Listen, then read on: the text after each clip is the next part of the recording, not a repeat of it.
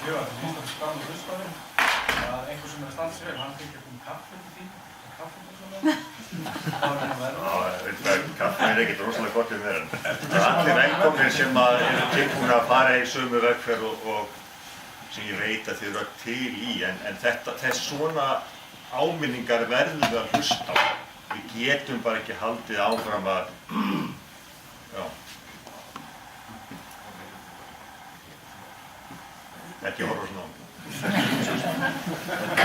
Ég þakka ykkur bara kærlega fyrir komuna.